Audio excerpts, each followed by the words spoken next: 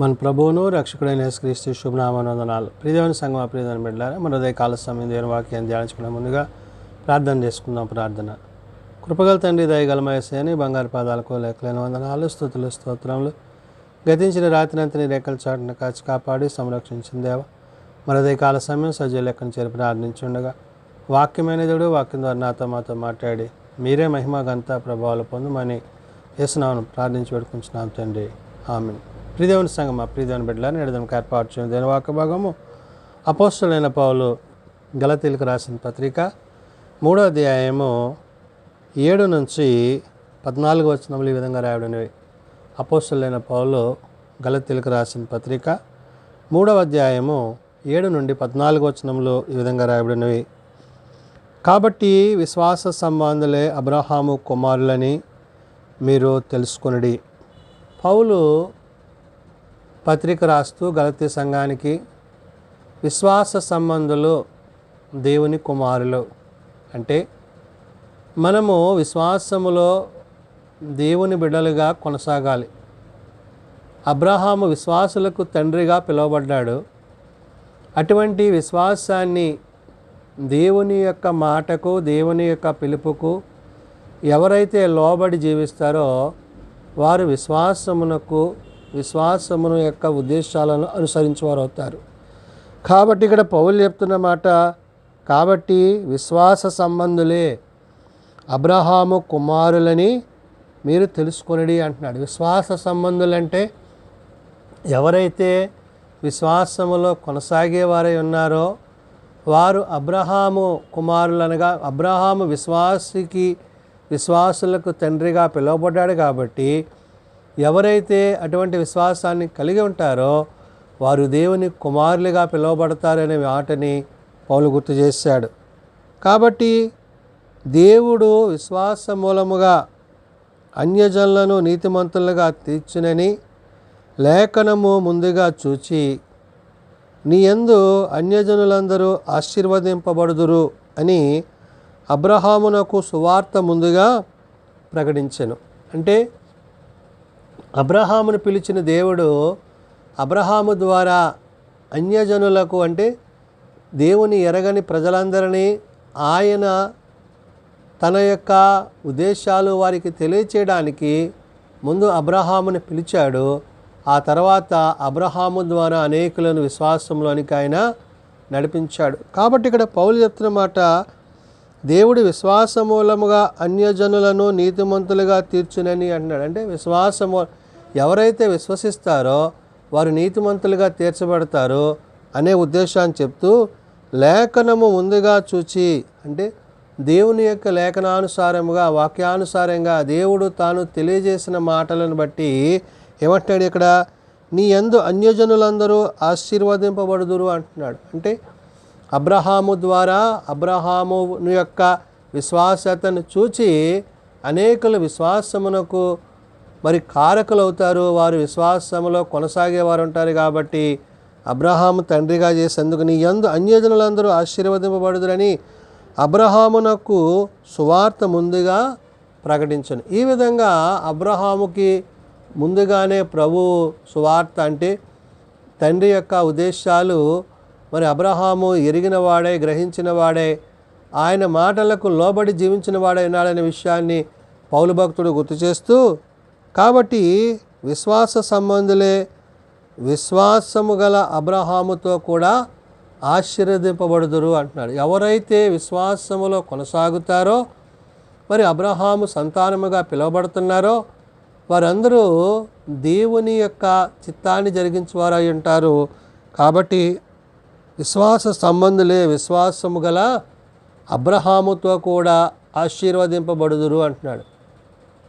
ఇప్పుడు మనము దేవుని యొక్క ఆశీర్వాదాలు, దీవెనలు పొందాలంటే మనం అబ్రహాము సంతానముగా పిలువబడి ఆయనతో పాటు ఆయన యొక్క చిత్తాన్ని జరిగించేవారమై ఉండాలని పౌలు గుర్తు చేస్తూ, ధర్మశాస్త్రము విధించిన క్రియలకు సంబంధులందరూ శాపములకు లోనై ఉన్నారు. ఎందుకనగా ధర్మశాస్త్ర గ్రంథమందు వ్రాయబడిన విధులన్నీయు చేయుటయందు నిలకడగా ఉండని ప్రతివాడును శాపగ్రస్తుడని వ్రాయబడి ఉన్నది అంటున్నాడు. ధర్మశాస్త్రము ఏది మంచి ఏది చెడు అని తెలియజేసే ఈ యొక్క ధర్మశాస్త్రం ఏదైతే ఉందో అది దేవుని నీతిని నెరవేర్చదు, కానీ మానవుని యొక్క విధి విధానాలలో అతని ప్రవర్తన విధానాలను అది గుర్తు చేసేదే ఉన్నది. కాబట్టి ఇక్కడ పౌలు అంటున్నాడు, ధర్మశాస్త్రము విధించిన క్రియలకు సంబంధులందరూ అంటాడు. ఈ ధర్మశాస్త్రం ఏదైతే చెప్పిందో ఆ చెప్పిన దానికి విధేయులై ఆ యొక్క విధానాన్ని బట్టి ఏమంటున్నారు, క్రియలకు సంబంధించి అందరూ శాపమునకు లోనై ఉన్నారు అంటాడు. అంటే మరి మరణములో నుండి పాపములో నుండి మరి విడిపింపబడాలంటే మరి ధర్మశాస్త్రము వల్ల జరిగేది కాదనే విషయాన్ని పౌలు గుర్తు చేసి, ఎందుకనగా ధర్మశాస్త్ర గ్రంథమందు వ్రాయబడిన విధులన్నీ అంటాడు. ఈ ధర్మశాస్త్ర గ్రంథంలో ఏదైతే రాయబడి ఉన్నాయో వాటన్నిటిని గురించి చెప్తూ, చేయుటయందు నిలకడగా ఉండని ప్రతివాడునో శాపగ్రస్తుడని వ్రాయబడి ఉంది. అంటే ఈ ధర్మశాస్త్ర గ్రంథమందు అట్టి ప్రవర్తన కలిగి లేకపోతే వాడు శాపగ్రస్తుడిగా, వాటిని పాటించకపోతే వాడు ఈ విధంగా మరి పాపానికి లోనవుతాడనే విషయాన్ని అక్కడ చూపిస్తూ, ధర్మశాస్త్రము చేత ఎవడునూ దేవుని ఎదుట నీతిమంతుడని తీర్చబడడను సంగతి స్పష్టమే. కాబట్టి ధర్మశాస్త్రం వల్ల ఎవడో కూడా ఏమవుతున్నాడు, ఇక్కడ నీతిమంతుడిగా తీర్చబడట్లేదు. ఎందుకని? అది మంచి చెడులను తెలియజేస్తుంది, కానీ మరి చెడుని విసర్జించే స్థితి దానికి లేదు. కాబట్టి ఇక్కడ ఈ ధర్మశాస్త్రాన్ని గురించి పౌలు చెప్తున్న మాట, ధర్మశాస్త్రము చేత ఎవడను దేవుని ఎదుట నీతిమంతుడని తీర్చబడను సంగతి స్పష్టమే. ఎలయనగా నీతిమంతుడు విశ్వాస మూలముగా జీవించును. ఇప్పుడు నీతిమంతుడు ఎలా జీవిస్తున్నాడో విశ్వాస మూలముగా. ఏంటా విశ్వాసము? దేవుని యొక్క మాటను బట్టి, ఆ ఉద్దేశాన్ని బట్టి, ఆలోచన బట్టి. అబ్రహాము దేవుని నమ్మెను, అది అతనికి నీతిగా ఎంచబడింది. ఇప్పుడు అబ్రహాము అనుసరించినట్లుగా ఎవరైతే విశ్వాసమును అనుసరించి దేవుని అనుసరించి ఆ విశ్వాసమును కర్తవ్య దాన్ని కొనసాగించేవాడని క్రీస్తునందు విశ్వాసం ఉంచుతారో వారందరూ కూడా దేవుని బిడ్డలుగా, మరి కుమారులుగా, కుమార్తెలుగా తీర్చబడతారు. కాబట్టి ఇక్కడ పౌలు చెప్తున్న మాట అదే, ధర్మశాస్త్రము చేత ఎవడును దేవుని ఎదుట నీతిమంతుడని తీర్చబడడు సంగతి స్పష్టమే.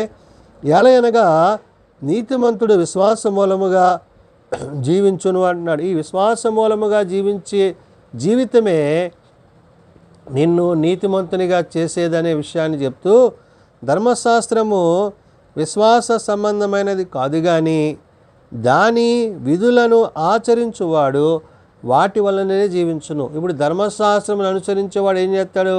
అందులో మంచి చెడులు తెలుసుకుంటాడు, ఆ ప్రకారం నడుచుకుంటాడు, కానీ అతడు నీతిమంతుడిగా తీర్చబడడు అనే విషయాన్ని పౌలు గుర్తు చేసి, ఆత్మను గూర్చి వాగ్దానము విశ్వాసం వల్ల మనకు లభించున్నట్లు అబ్రహాము పొందిన ఆశీర్వాదము క్రీస్తు యేసు ద్వారా అన్యజనులకు కలుగుటకై క్రీస్తు మన కోసము శాపమై మనలను ధర్మశాస్త్రము యొక్క శాపము నుండి విమోచించెను. ఇందును గూర్చి మ్రాను మీద వేలాడిన ప్రతివాడును శాపగ్రస్తుడని వ్రాయబడి ఉన్నది అన్నాడు. ఇప్పుడు ధర్మశాస్త్రము నుండి, విధి విధానాల నుండి మరి నీతిమంతుడిగా తీర్చబడాలి అంటే మరి దానికి ఒక ఆధారాన్ని ఇక్కడ పౌలు గుర్తు చేసి చూపిస్తున్నాడు. అది ఎవరంటే యేసు ప్రభు వారే. అంటే ఆయన ధర్మశాస్త్రాన్ని కొట్టివేయలేదు, కానీ ధర్మశాస్త్రము కంటే నీతిని, సత్యాన్ని ఆయన బోధించాడు. కాబట్టి ఇక్కడ ప్రభు చెప్తున్న మాట, ప్రభు యొక్క మాట ఏంటంట, ఆత్మను గూర్చిన వాగ్దానము విశ్వాసం మనకు లభించును. ఆత్మానుసారంగా దాని గూర్చిన ఆలోచన విధానము, దేవుని యొక్క ఉద్దేశాలు ఏదైతే అబ్రహాము విశ్వాసంతో ముందుకెళ్ళాడో ఆ విశ్వాసాన్ని బట్టి పౌలు చెప్తున్నాడు, అబ్రహాము పొందిన ఆశీర్వాదము, అబ్రహాము ఏ ఆశీర్వాదం అయితే తండ్రి దగ్గర నుంచి పొందుకున్నాడో ఆ ఆశీర్వాదాన్ని క్రీస్తు యేసు ద్వారా అన్యజనులకు కలుగుటకై, యేసుక్రీస్తు ద్వారా ఇప్పుడు అన్యజనులకు అంటే సర్వలోకములోని సకల ప్రజలకు ఇదేమవుతుందంటే ఆశీర్వాదకరముగా దీవెనకరంగా చేయబడుతూ క్రీస్తు మన కోసము శాపమై మనలను ధర్మశాస్త్రము యొక్క శాపము నుండి విమోచించెను అంటాడు. అంటే ఏ ధర్మశాస్త్రము నీతిమంతునిగా నిన్ను చేయలేకపోయిందో దాన్ని చేయడానికి క్రీస్తు మరణము పొందవలసి వచ్చింది. అంటే మన కొరకు ఆయన శాపముగా మన పాపములను మన శాపములను ఆయన ధరించి భరించి ఆ శిలువ మ్రాణి మీద మోసి మనకి విమోచన ఆయన కలుగు చేసిన విషయాన్ని పౌలు గుర్తు చేశాడు. అందుకనే క్రీస్తు మన కోసపు శాపమై మనలను ధర్మశాస్త్రము యొక్క శాపము నుండి విమోచించెను. ఇందును గూర్చి మ్రాను మీద వ్రేలాడిన ప్రతివాడును శాపగ్రస్తుడని వ్రాయబడి ఉన్నది అంటాడు. అంటే ప్రభువును గూర్చి ప్రభువు యొక్క మాటను గూర్చి ఇక్కడ పౌలు ఉద్దేశించి చెప్తున్నాడు. అంటే ఎవరైతే నీ కోసం ప్రాణం పెట్టారో, ఎవరైతే నీ కోసం రక్తం కార్చారో, ఎవరైతే నీ కోసం సమస్తాన్ని వెచ్చించారో ఆ క్రీస్తు ద్వారా నేడు నీవు నేను విమోచింపబడుతున్నాము. నీతిమంతులుగా విశ్వాసములో కొనసాగడానికి దేవుడు నీకు అవకాశాన్ని ఇచ్చాడు.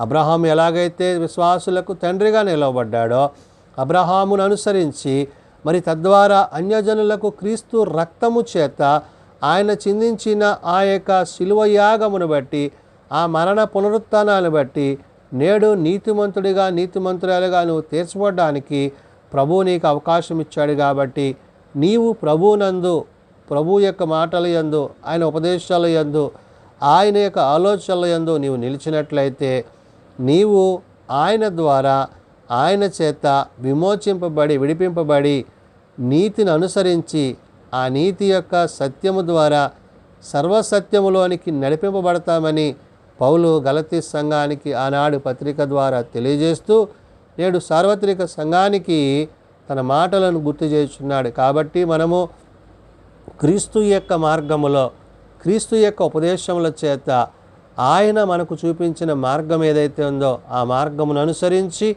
సత్యమును అనుసరించి ఆయన నీతిని జరిగించువారమై ఆయనతో పాటు ఆ నిత్యజీవములో జీవించువారమై ఉండాలని పరిశుద్ధాత్మ దేవుడు భక్తుడైన పౌలు ద్వారా తెలియజేసిన మాటలు. ప్రార్థన చేసుకుందాం.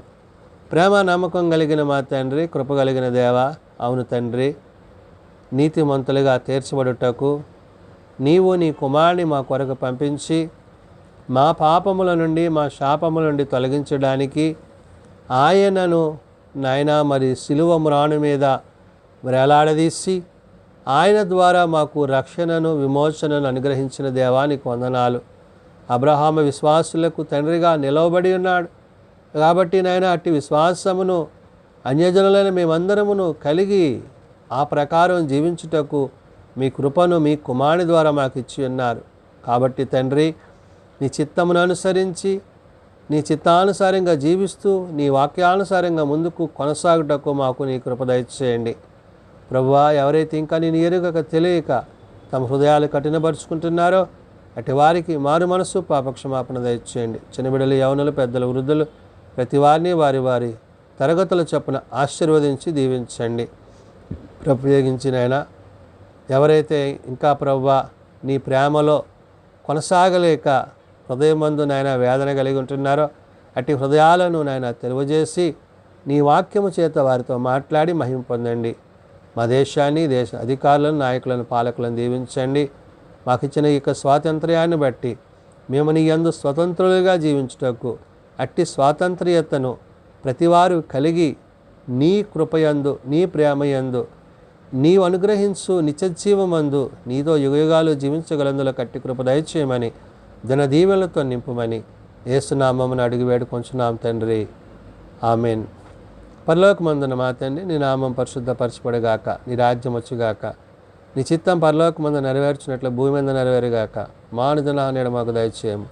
మెడల ప్రార్థన చేసిన వారిని మేము క్షమించున్న ప్రకారం ఆ ప్రార్థనలను క్షమించుము. శోధనలో ఏకాదశులను తప్పించుము. రాజ్యము, శక్తి, మహిమ నిరంతరము నీవే ఉన్నవి తండ్రి. ఆమెన్. మన పరమ తండ్రి అయిన దేవుని ప్రేమ, ప్రభు అయిన యేసుక్రీస్తు కృప, పరిశుద్ధాత్మ నిత్య సహాయము నిరంతరము సదా తోడయండి సంరక్షించునుగాక. ఆమెన్.